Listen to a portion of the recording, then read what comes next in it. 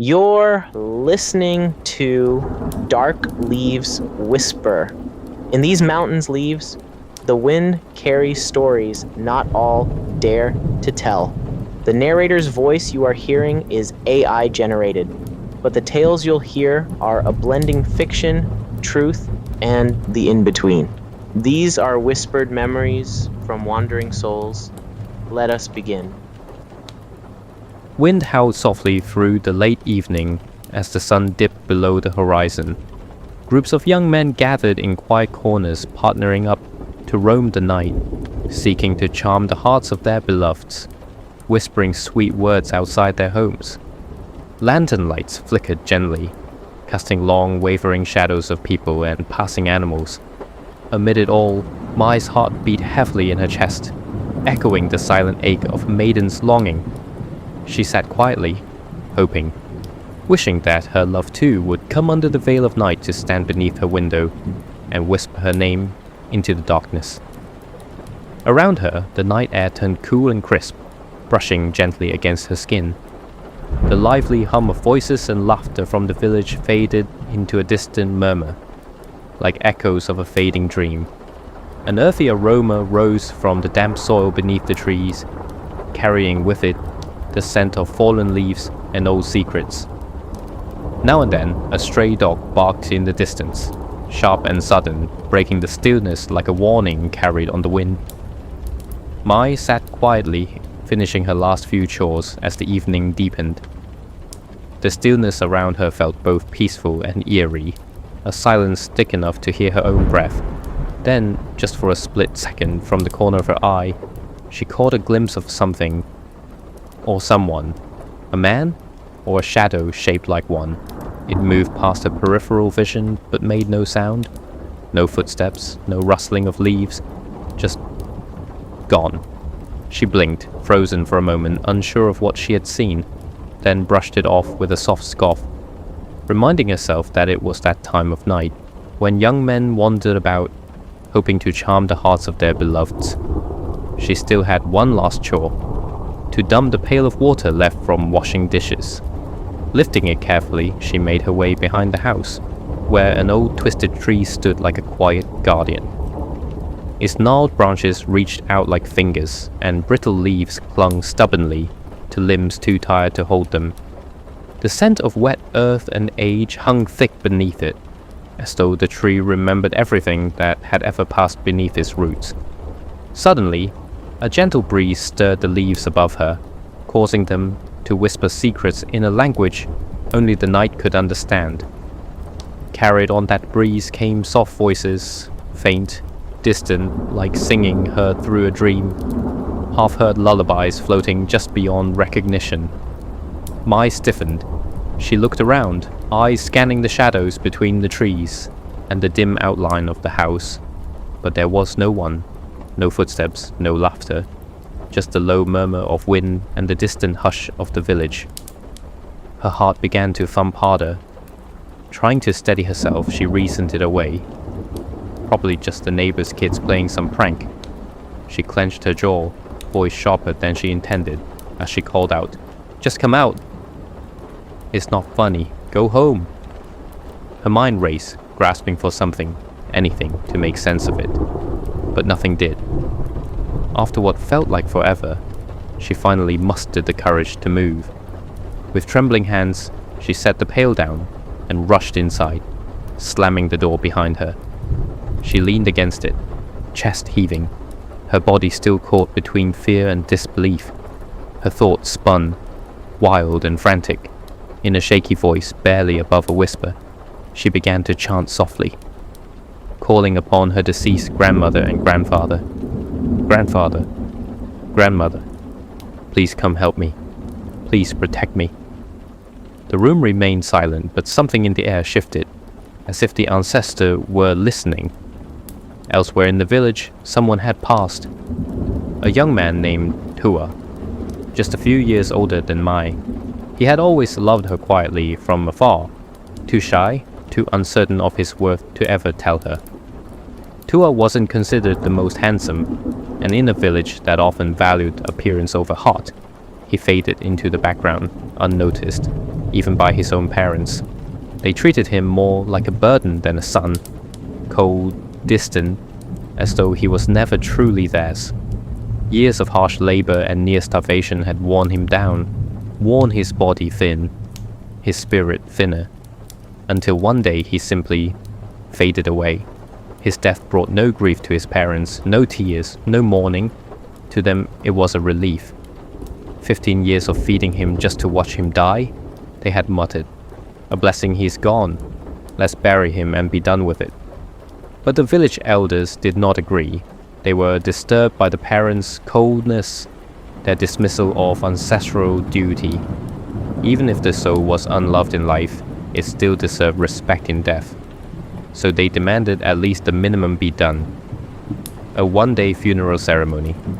No more, but no less. At the back of Tua's house, the mournful thump of the funeral drum echoed. The solemn wail of the keege, the ceremonial reed flute rose into the night. A call to the spirit world, a guide for the dead. Back at her home, Mai could hear the sounds of the funeral instruments as she prepared for bed. The rhythm of the drum, the hollow haunting notes of the keege, cries and soft whimpers carried on the wind. She lay beneath her blanket, but sleep didn't come easy. Something felt off, uneasy, wrong. A gut feeling churned inside her, as if somewhere, someone was still waiting, still reaching out. Something needs to be done, she thought. But what? And how? She tossed and turned, her mind caught between fear and a strange, growing sadness. And slowly, as the night deepened and the funeral sounds faded, Mai drifted into sleep. In her dream, Mai walked slowly along a narrow path, her basket heavy with firewood. She blew away dry leaves with soft breaths, passing the time as the sun warmed the day. Unbeknownst to her, she was being followed. Suddenly, a voice whispered urgently, "Watch out!" Startled, Mai spun around and saw a man standing there, a stranger to her eyes, yet somehow familiar. "It's me, Mai," the man said softly. "Tua. You weren't paying attention and I saw a little ghost about to approach you, so I shouted." Mai crossed her arms and smiled teasingly. "Oh, stop lying, it's daytime. There are no ghosts, you just wanted to hug me." Tua laughed, a wide grin spreading across his face. Yes. You're right." For a brief moment, Mai's maiden heart fluttered with a warmth she didn't expect. She woke to the familiar sound of chickens crowing in the early morning. Confused, she lay still for a moment, wondering why she dreamed of a stranger she didn't know, and yet somehow felt safe with him. As the first pale light of dawn crept over the horizon, Mai rose and set out toward the village's edge. She was going to visit Vang, the local shaman, hoping for guidance. Along the dusty road, she noticed a somber procession, Tua's relatives carrying a covered body. She didn't know who it was.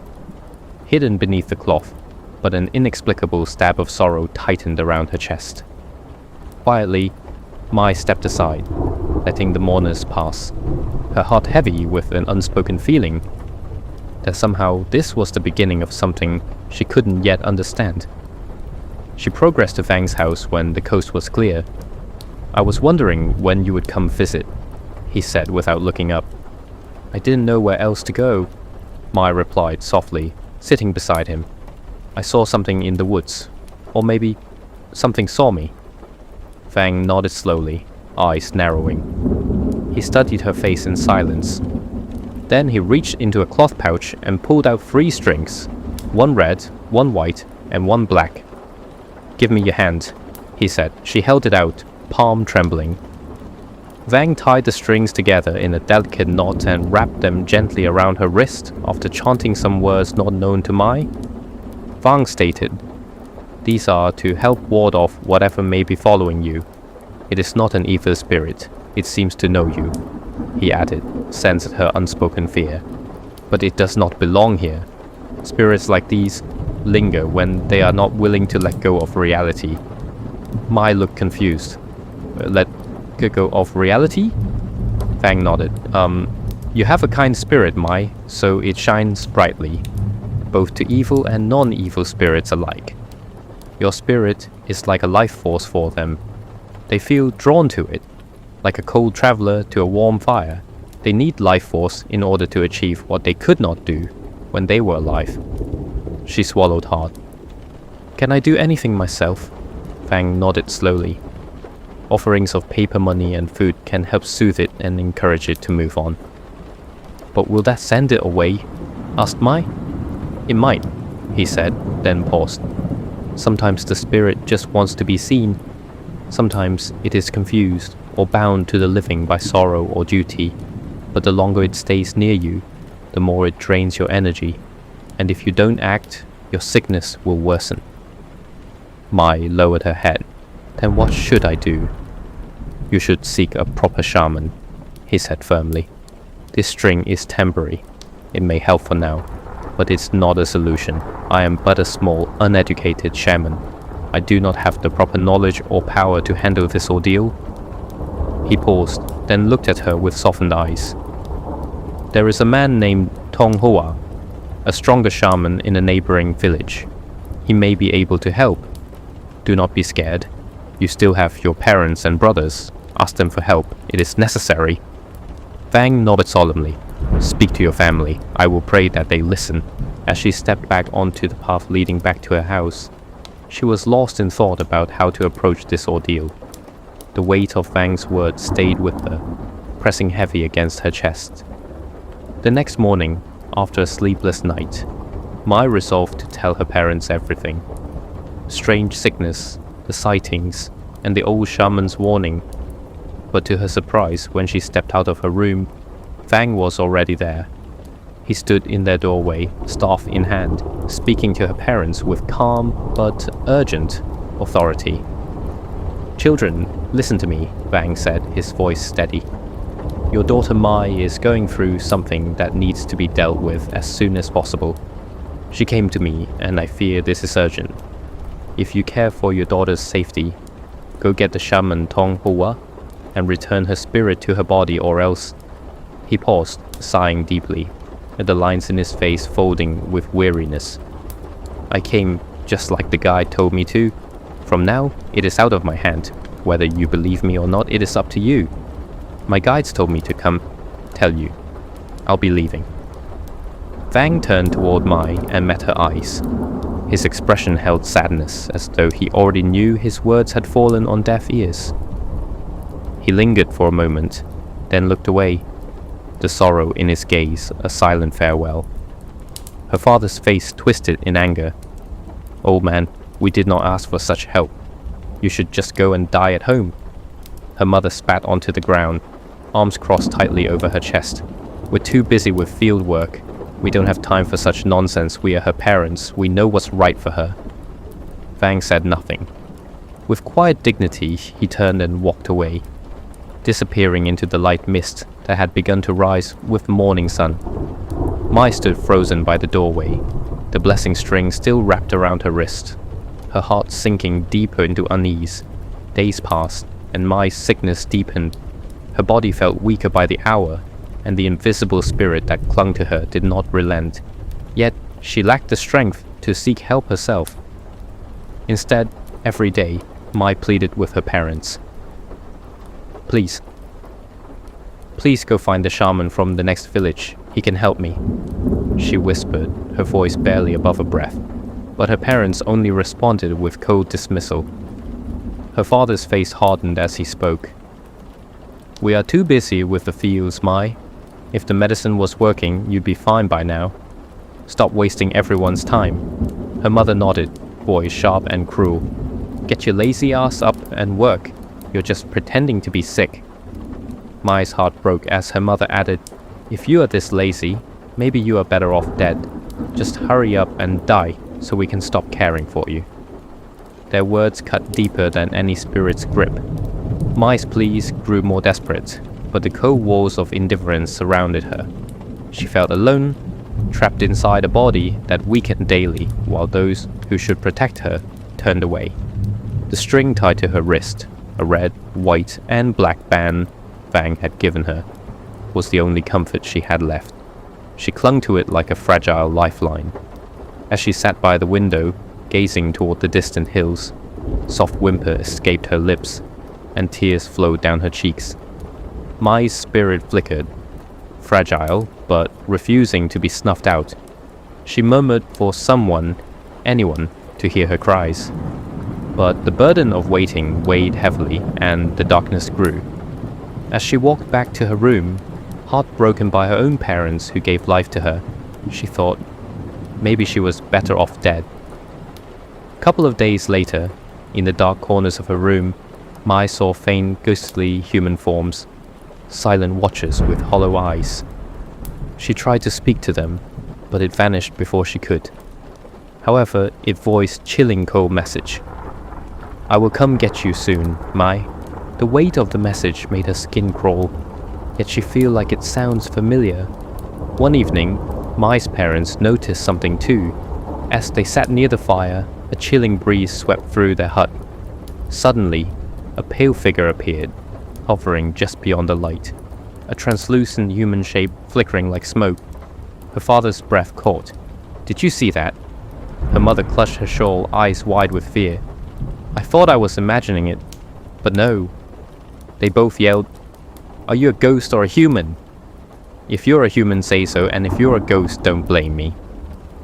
Fear began to settle deep in their hearts. As they huddled closer together, her mother whispered, "Oh man, maybe the daughter is not lying."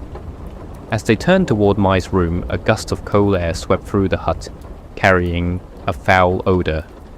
A hysterical, chilling laugh echoed outside, followed by a man's voice, low and sinister. "If you don't love her, I will love her for you." The parents stood up and went straight to their bed. That night, whispers filled the hut. Though fragile and weak, Mai's voice was clear. "Mom and Dad, don't worry. My friend says you don't want me and preferred me to be dead, so he is going to take me soon." For the first time, they decided to act.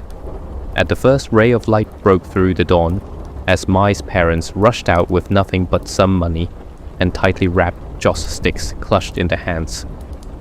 By late morning, Shaman Tong Hoa arrived.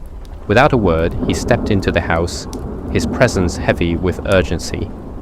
He carried his sacred bundle, the shamanic ring bells worn on his fingers, a ceremonial knife, and his traditional drum. Without hesitation, he unpacked everything in one swift motion, throwing his red ritual cloth over his head. He began chanting immediately, his voice low and trembling, filled with ancient sorrow and deep urgency. As the rhythm of his drum echoed through the hut, his body swayed. Laughter erupted suddenly, followed by sharp sobs, and then silence. After 30 minutes long, he opened his eyes slowly and removed the red cloth. The energy in the room had changed. Tong Hoa turned to the parents with a grave expression. "I'm sorry," he said solemnly, "but we are too late." Mai's parents looked at each other, confused and disturbed. Tong Ho's voice remained steady. "Her spirit has passed the gate and crossed the river. Even if I wanted to help, I would not be able to, as her body can no longer hold her spirit." The father frowned. The mother blinked, confused. Tong Hoa lowered his gaze. "The girl in that room was your daughter. Now, she is just another dead girl." A chill swept across the air. He continued, "When I entered the spirit realm and chanted her name over many crossroads and mountain paths, I found her. However, she told me she had already left you yesterday before you came for me. She said she waited and waited, but no one came. She was heartbroken." Then a young man named Tua grabbed her hands and told her everything would be okay as long as she grabbed onto his hand. So she did. She asked me to deliver a final message. "I was born happy as your daughter, but I die sad, knowing you were never truly my parents. I hope you two find peace as I have found mine." Mai's mother collapsed to the floor, fainting. Her father stared in disbelief, bellowing a raw, guttural cry of grief that shattered the silence. Neighbors crowded around the tiny wooden hut, pushing against the door barely wide enough for one adult to pass through. Those who had heard what happened were struck with sorrow. Others who arrived late whispered frantically, asking questions, trying to make sense of the scene. Inside, the air was thick with chaos, grief, and regret. Outside, far from the commotion, Vang, walking slowly with his cane, approached the old banyan tree near the edge of the village. As the dark leaves fell gently around him, he paused and looked up toward the sky. With a heavy heart, he murmured, "Your parents didn't listen, and they waited too long. I'm sorry, Mai. I'm sorry." He lowered his head. "May your spirit find peace." You never forget the smell of death. It's not always the rot or the chemicals. Sometimes it's just the silence that smells wrong, like the air holds its breath for someone who can't anymore. My grandmother's funeral was held in a pristine funeral home on the outskirts of a forest in Minnesota. They said it was the best in the city, quiet, respectful, and affordable. But no one warned us about the room with no name. That's where it started. I hadn't been back home in years. Life in California was loud, busy, and full of reasons not to return. But when my dad called, voice cracked and trembling, I booked a flight without asking what happened. Grandma had passed in her sleep. No pain, he said. Peaceful. But in our family, even the peaceful passings still leave noise behind. When I arrived, the family was already deep in planning. The older uncles debated ritual placements, while the younger ones argued over time slots at the funeral home. I kept mostly quiet until my aunt pulled me aside and said, "Can you stay the night with the body?" She looked scared. Not tired, scared. "We need a watcher," she added. "Just till the morgue come get your grandma." The chapel where they placed Grandma's body was almost too clean. White walls, navy carpeting, wooden benches, but no warmth. Grandma's casket rested under soft lights.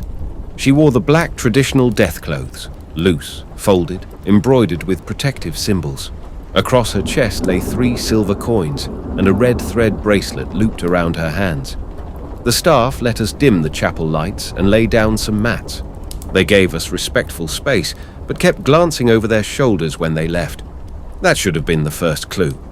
That first night, all the original ceremonial procedures had been completed. The chanting, the offerings, the soul-guiding rites. Everything was done by 10 p.m. It was just me, my cousin Neng, and my uncle Tua, who stayed behind in the chapel with Grandma's body. We weren't there to hold vigil yet, just cleaning up before locking the door for the night. We worked in near silence. There's a hush around a body, not just born of grief, but of something spiritual, an unspoken presence watching to ensure we respected every ritual. At 10:30 p.m., the air shifted. The scent of lilies faded, as though the walls themselves inhaled them.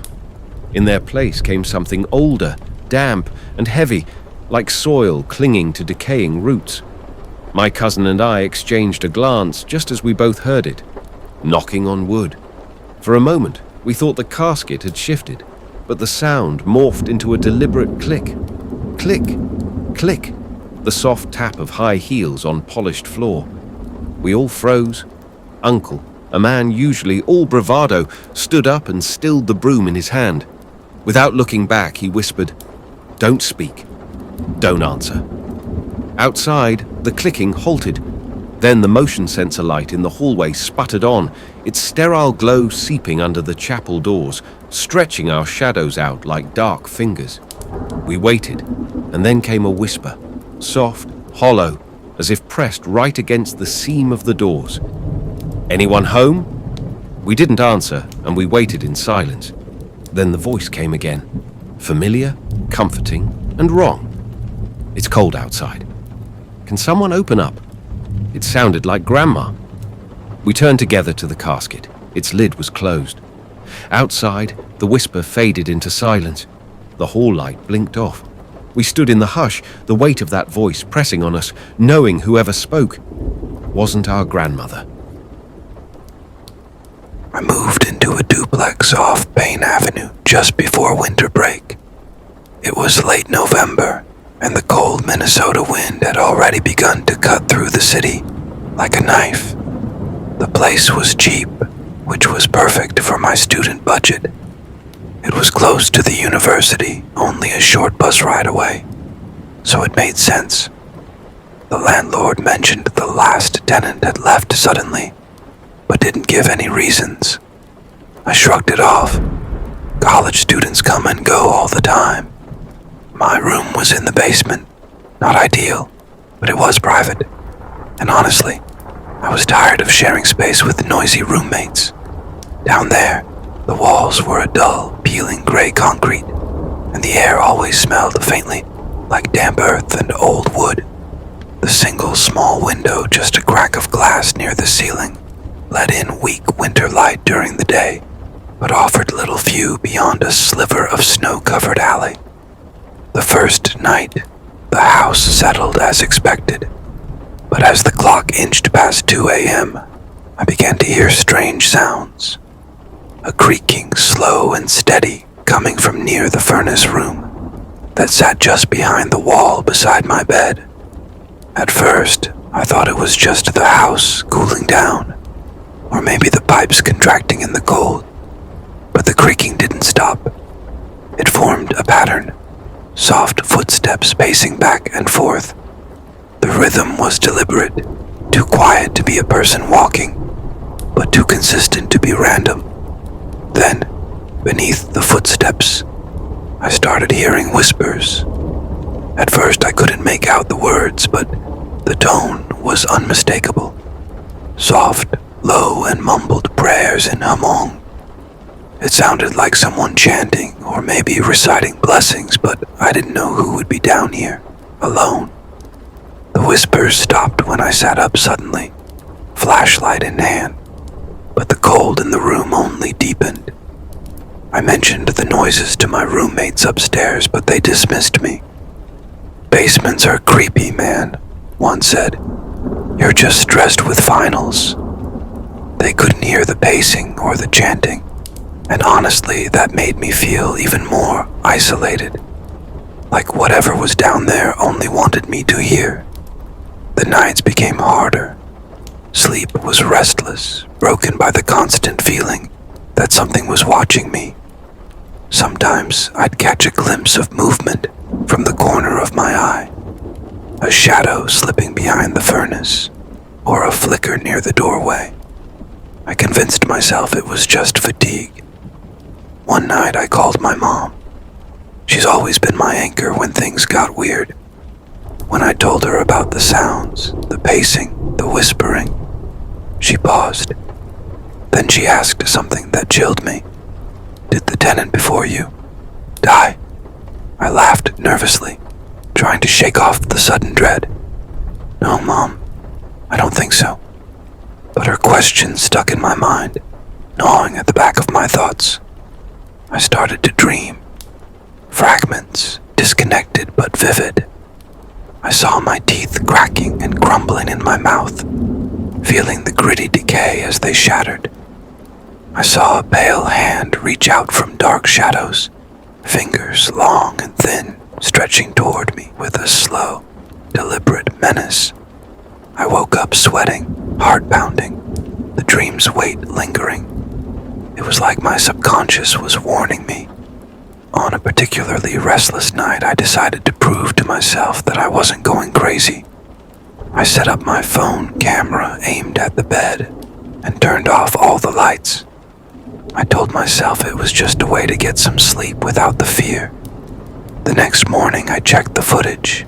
My breath caught. At exactly 3:04 a.m., the video showed me suddenly sit upright. My eyes were wide open, but glazed, empty. My mouth moved, uttering slow, incomprehensible words, in a voice that wasn't mine. It was cold and hollow, like a whisper carried on the wind. My face looked blank, almost like a mask. I tried to watch the rest, hoping for some logical explanation, but there was nothing. No one else in the room, no signs of disturbance. Just me, still asleep moments before, then suddenly awake, possessed by something else. I packed my belongings in silence that morning. I told no one why I was leaving so suddenly. The landlord never asked. I think he already knew the story. As I carried the last box out of the basement, I glanced back at the small window. Behind it, the cold gray sky stretched endless and empty, just like the room I was escaping. They can keep the basement. I never want to go back. I still fish alone, but I never go back to Hidden Lake. Not since that winter. If you know, then you know. This is my story. It was January 2 years ago. I'd been laid off from my job in Anchorage and needed a break from everything. Bills, noise, family drama. My cousin said I should clear my head and go ice fishing down. He said he knew a lake tucked between the pines where trout were thick and no tourists ever came. "You'll be the only one there," he promised. He wasn't lying. I borrowed his auger and gear and drove down in my old white beat-up Tacoma. The lake was just past Cooper Landing, up a barely visible trail. No signs, just trees that swallowed the light. Even at noon, the sun hung low, like it didn't want to be there. I parked, dropped my gears into the sled, and made the half-mile hike in. The snow crunched underfoot, the sky bone gray. When I reached the lake, everything was still, not peaceful, more like holding its breath. I drilled a hole near the center, set up my camp chair, and dropped my line. Nothing bit for a while, so I turned on my small propane heater and took out some jerky. That's when I noticed the first strange thing. Another hole in the ice, about 30 feet to my left. No prints, no sled tracks, just a perfect circle in the ice, already frozen over with a thin sheet, like someone had fished there, quietly, recently. I shrugged it off, smirking and commenting, "Be here all by myself. Yeah, right." An hour passed. I finally caught a trout, about 15 inches. As I pulled it in, I thought I heard something. Tree branch breaking. I thought to myself, bear, moose, people? I unhooked my trout and threw into my bucket. Waited. No noise. I was spooked, but fishing just got hot, so I just ignored it. I kept fishing. As the light faded, I packed up. But when I turned to leave, something made me stop. Footprints, barefoot, leading away from the second fishing hole into the trees. No beginning, no end, just tracks that appeared on top of fresh snow and vanished into the dark woods. Spooked. I just tried to reason with myself. I told myself it was just wind patterns, snow melting weird, but I knew that was poor excuse. That night, back in my tent near the tree line, I kept hearing water, like someone wading slowly in the lake. I zipped my bag tighter, clutched the blade I always keep near, and told myself to sleep. At 3:12 a.m., I woke up to the sound of breathing outside my tent. Snow crushing, snowballs thrown at my tent. I froze. Then I heard it saying something, but I just do not understand what was being said. I scrambled out with my flashlight and spun around. Nothing. But I saw it again. The second hole in the ice. Open now. Water, black and glistening. Around the edge, footprints. Standing next to it was a woman. Long black hair, soaked and sticking to her face. It faced towards me, yet I could not see her face even in the moonlight. The position of the hairs was like something from the movie, The Grudge. I couldn't breathe. I stumbled back and fell, and when I looked again, she was gone. The hole, there was no hole. It was like it had never opened. I told myself, F this, I am done. I packed everything before the sun came up. I didn't stop driving until I reached Anchorage. Later that week, I spoke with a close family member of mine, more like an uncle. He was a shaman I can trust. I didn't know what to say, just described what I saw. He got quiet, then he asked, "Did it touch you?" I said no. He whispered, "Maybe it's just a bad timing on both parties. Do not be scared, this is a small problem." I asked what I should do. He only said, "I will tie a string over your neck. After 3 days, come back to me if you are doing fine. 3 days gone by and nothing happened. I went back to my uncle. I did what was necessary and follow my uncle guidance. I offered Joss stick, paper money boats, and a chicken. Sometimes I still dream of the exact moment of her and I standing 10 feet apart. However, I understood, but she say, "Do you want to be my boyfriend?" I never used to believe in ghosts. Growing up, I always chalked up anything paranormal to exaggerations, stress, or just the imagination running wild. I was the rational one in the family, the one who rolled their eyes at ghost stories during family gatherings or dismissed strange dreams as just dreams. That changed the night my uncle died. My uncle was only 52. A heart attack, they said. Sudden, unexpected. One moment he was eating pho with his wife at the kitchen table, and the next he was slumped over, eyes wide open, unmoving. Gone. The entire family flew in or drove up to Wisconsin, where most of our extended relatives lived. We rented a small chapel funeral home hybrid just outside Appleton. It wasn't fancy, but it could seat 100, and it had enough space for the family to gather, grieve, and sit vigil. The first night was filled with relatives catching up. Tears, schmong songs, offerings, and incense. We took turns watching over his body, which lay in a simple wooden casket surrounded by candles and white string. The elders tied strings to our wrists for protection. Some prayed, some cried, some sat in silence. The second night, everything changed. It was around 12:30 a.m. My cousins and I, still jet-lagged and emotionally exhausted from flying back and forth, were huddled in the back room of the funeral home, just past the family viewing area. It was a break room of sorts, with a mini fridge, a few folding chairs, and a microwave that sounded like a dying robot. We were eating ramen noodles, talking about our uncle, his laugh, the way he always snuck candy to the younger cousins, his old fishing stories. We were trying to lift the mood when we heard it. Knock, knock, knock. We froze. The knock came from the hallway that led toward the embalming room. "Did someone hear that?" one cousin whispered. "Maybe it's one of the uncles," said another cousin.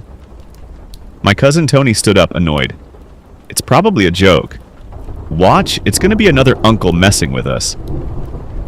He opened the door and peeked into the hallway. Empty.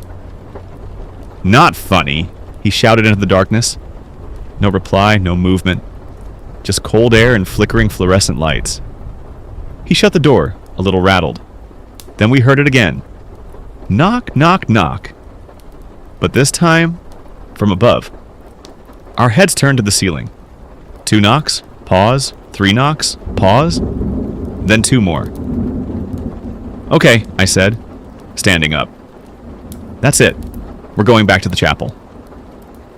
We gathered our things and quietly walked back to the main room, where Uncle's body lay in state. It felt safer there, even with the stillness and scent of incense.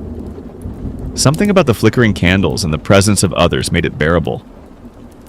We didn't talk about the knocking again that night, but I couldn't sleep. After the funeral, I returned to my small apartment in the city. For a few nights, things felt normal. I unpacked, went to work, called my mom to check in, but by the 4th night, things started to feel wrong.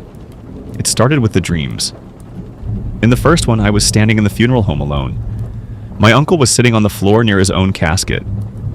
He looked younger, maybe in his 30s. His face was wet with tears. "I'm not ready to go yet," he whispered. "I don't want to go." I woke up drenched in sweat. The second dream came the next night. This time he was standing outside my apartment building. Rain poured down, and he held a broken umbrella. He looked straight up at my window and mouthed something. I couldn't hear the words, but I could see his face, sad, pleading. The third dream came 2 nights later. He was inside my apartment, sitting on the couch, crying. Over and over, he said, "I'm not ready. Please, don't forget me. Don't leave me here." I sat up in bed, heart pounding. My apartment felt colder than usual. The air was heavy, like something unseen was pressing against my chest. I finally told my mom. She didn't laugh. She didn't dismiss me. Instead, she asked one question. Did you do something to Uncle or with Uncle we should know about? What? No, nothing I can think of. She went quiet for a long moment. Then she told me to stay put. That same evening, she called another uncle of mine to go to my apartment the next day with a shaman to house sweep my place. They arrived in a dusty Toyota carrying a bag filled with incense, strings, bells, and spirit money. The shaman's face was weathered, kind but unreadable. He walked around my apartment slowly, muttering under his breath. Then he told me to sit down and not speak. He tied a red and white string around my wrist and placed rice grains in the corners of the rooms. After what felt like an hour, he stood in front of me and said, "You are not haunted by a curse. You are visited by someone, a loved one." That night I had one final dream. My uncle walked up to me. He looked calm, no longer crying. He said, "Hey, it's okay now. I found peace." Then he turned and walked. They say Minnesota winters can freeze your soul. I used to think that was just a saying, until the house on Hollow Birch Lane. In 2022, my mom convinced me to move in with my aunt to help take care of her. Low on money and recently divorced, I told myself, why not? Since my aunt was getting older and her memory was slipping, forgetting names, boiling rice 3 times in one day. Her house was this creaky old 2-story tucked in a quiet neighborhood near the edge of North St. Paul. I always have creepy vibes every time I visit her house. It is always cold, even in summer. Birch trees line the street like pale, watchful skeletons. I got to my aunt's house, and right away, something felt off. Not scary, just heavier than last time I was here. The kind of quiet that makes you feel like you're not alone even when you are. My room was upstairs, facing the street. Every night, I'd hear floorboards creak outside my door. I chalked it up to the house settling. Old homes make noise. That's what I told myself. But one night, I opened the door fast, hoping to catch whatever it was. Nothing, except for a faint smell, like dirt and incense. Then I started noticing other things.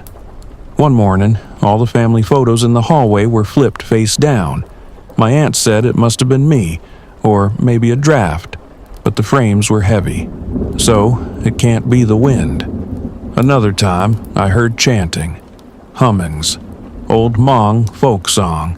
I just thought maybe my auntie is missing Uncle, so she's listening to her old Hmong folk songs.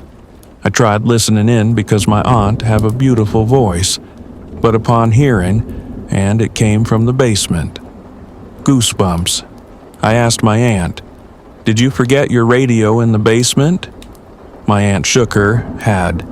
No. I hadn't been down there in years, she said, voice shaking. There's something old that lives there, something that listens. We live peacefully together. She smiled, and I awkwardly smiled back. Spooked, I went to the bathroom and sat down. Text my mom, "I think Aunt need more than help." No replied. I got out of the bathroom. Checked my phone again. No reply. I wanted to laugh it off, but I'd seen her leave plates of food at the top of the basement stairs. Eggs, sticky rice, water, always with a whisper under her breath. One night, I couldn't sleep. Around 2 a.m., I heard soft humming. A woman's voice, almost like a lullaby. I mustered up some courage. I followed the voice down the stairs. Put my phone on recording. And of course, facepalm myself. 15% battery life. What an idiot. As I make my way down, I can hear my heart thumping faster. Thump, thump, thump, thump. Like I just ran a mile. I got midway downstairs. I yelled, "Hello?" The basement was super outdated, so when you go downstairs, there is a long string to pull on so you can turn the light on. And of course, the lights flicker like some 80s horror movies. Finally, some light after 2 seconds of flickering. There, sitting at the bottom of the staircase, was a girl in a funeral dress. Her back to me. Long black hair reaching her waist. She hummed without moving. I didn't blink. I didn't breathe. I kid you not. I probably pissed my pants and didn't even care. Then she slowly turned her body. No visual of the face, just a voice. Don't be afraid. I'm not here to hurt you. I'm looking for my family. Have you seen them? I gasped, almost dropping my phone. I ran back upstairs, slammed the door, heart pounding so loud I thought I'd pass out. The next morning, my aunt finally told me the truth. Decades ago, before they bought the house, a Hmong refugee family had lived there. We did just about everything to get rid of this spirit, but she just wouldn't go on. Her parent stated their daughter had died from a sudden illness and had no money for a proper shamanic ceremony. No soul calling, no name returning, just a quiet burial in winter, body frozen under the ground, spirit left wandering. My aunt believed the house was hers now. Something about the story just did not stick with me. Couple nights afterward, I found her again, not in the basement, but in my room. She stood beside my bed, silent. This time, she looked more human. Pale lips, eyes full of grief, not hate. I lay there stiff but eyes wide open. She began to cry, not wailing, just soft tears that dripped to the floor and vanished. Then she said, "I did not die from an illness." She faded, yet her cries linger echoing through my room. Since then, I haven't seen her, but every year, when snow first touches the birch trees on Hollow Birch Lane, I leave out a bowl of sticky rice and water at the basement door. My aunt has passed on. She entrusted me with this task. I have a family now with my loving significant other.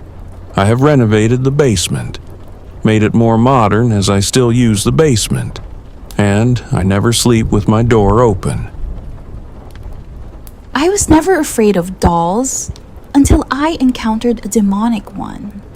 Growing up, my mom always collected those tiny Hmong display dolls, the kind people dress in traditional outfits and set on wooden shelves like proud little spirits. I used to adore them. I'd name them, talk to them, even make up stories about where they came from. They wore clothes like my grandmas used to. Hand-stitched, colorful sashes, silver coins sewn across the chest. My mom said they were only for display, but I thought they were more than just decorations. Even as I grew out of toys, I still admired their beauty. They reminded me of home, of tradition, of something older. That's why, when everything started, I didn't think much of it. It was one rainy evening in late September. Mom was out at a church meeting, and it was just me and my 3 older sisters at home. We were lounging in the living room, all buried in our phones, half watching some horror movie on Netflix. That's when I noticed something. One of the dolls on the shelf, one I didn't recognize, was facing the wrong direction. It had its back turned. Odd. Mom was meticulous about her display. All the dolls faced front, perfectly lined like little soldiers. I got up to fix it. That's when I realized this doll wasn't like the others. Her clothes were dull, a darker, dirtier kind of fabric. Her silver coins were rusted. And her face, it looked different. Not porcelain.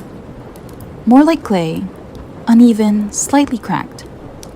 Her eyes weren't painted on like the others. They were tiny glass beads that glistened almost like real eyes in a low light. I felt something cold creep across my chest. I turned her to face forward again and sat back down, scrolling through TikTok and laughing at dumb videos. Suddenly, the air in the room changed. It got heavier. My oldest sister suddenly looked up and said, "Who touched the dolls?" I told her I did. I fix... stopping mid-sentence. I looked up and noticed all the dolls was out of place. Some flipped, some unclosed, some missing an arm or both. She frowned. "Don't mess with them. You don't know the effort Mom's put into those. These are memories of Grandma. Freaking idiot." I know I did not do that. I searched for the yellow doll, but nowhere in sight. That night I couldn't sleep. I kept hearing something. Soft tapping, almost like fingernails against wood. I thought it was the rain until I realized it wasn't coming from outside. It was coming from the shelf. I sat up, turned on my lamp. The tapping stopped. The room was quiet. But that doll, the yellow one, the one with the cracked clay face, she was no longer facing forward. She was looking right at me. I felt like a pair of eyes leering straight onto me. I stared at her. Nothing happened in these few seconds yet. I feel someone's presence. I got up and smashed her into pieces and burned her. I just did not care if it was my mom's doll or not. I will deal with the consequences later, I told myself. The next morning, I went to shower and came back to my room. Threw my towel onto my bed and noticed a bump. I stared. I put my bra on and lifted the blanket. Nothing. My sister banged on my door. She found tiny muddy footprints on her bedroom floor, the kind a doll might leave. Except they looked burned in. Not muddy, not wet, like ash. We told Mom when she got home. We already knew she would play it off as we were pranking her. But it was already too late. My younger sister screamed. We ran into her room and found her on the floor, crying and clawing at her chest. She said she woke up to the doll sitting on her, its tiny hands pressed against her heart. All she heard was, "Let me in. I can be you." I confessed that I already burned it once, yet we still built a fire in the backyard and threw it in, but it wouldn't burn. The flames hissed, turned black, and went out. So, Mom did something I had never seen her do before. She called her brother.